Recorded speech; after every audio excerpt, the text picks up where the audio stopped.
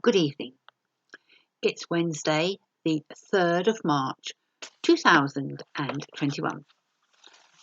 Book for the day, Human Crossings, 9 stories about refugees. And I've been reading to you a story written by Dean Robinson called Holding On. And this is where we read to yesterday. I knew you would say that, but you are great at maths, Kalif. You could easily get a scholarship which would allow you to go to Oxford. She was right. Hassan was already there. He was due to graduate next year from reading chemistry at Cambridge. That's not the point, Larissa. My father, I can't just leave him. Kalif, he'll be fine, she said, pointing in the direction of the house once more. There's nothing to worry about. He's not alone. Just then, a shadow passed over our heads, bathing us in a shadows of confusion and shock. It was one of those grey fighter jets. It flew overhead with the ominous groan of an angry titan, flying in the exact direction of where Larissa was pointing. I turned to Larissa in abject terror, and in her eyes I could see my reflection. We snapped back to attend to the sound of something shrill that came from the plane.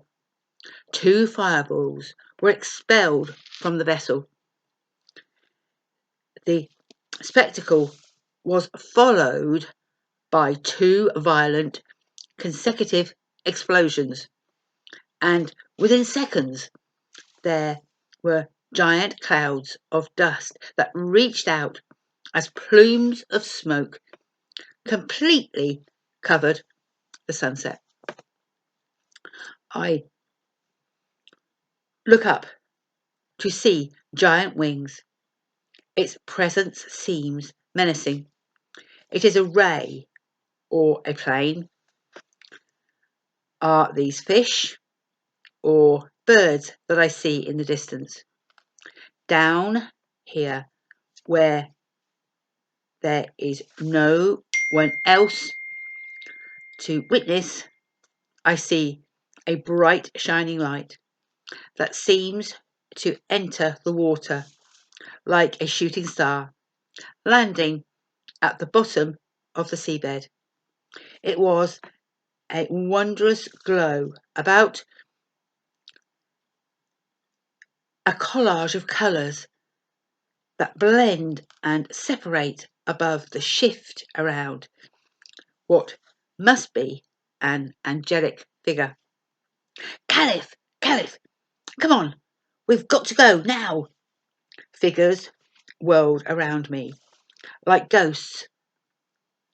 I couldn't help but stare into space as the world I had been living in, which was already a disappointment, had been blown away by balls of flame.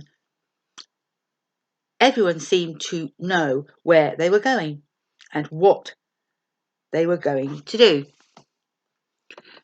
They seemed to know how they were going to deal with all of this mayhem. Babies and toddlers were yanked off the floor and carried away in a tense embrace. The elderly were being carried in arms, in a fireman's lift, or on piggyback. Everyone looked like they had a destination and a plan for where they had to go. Everyone but me. We were standing in front of what was my road.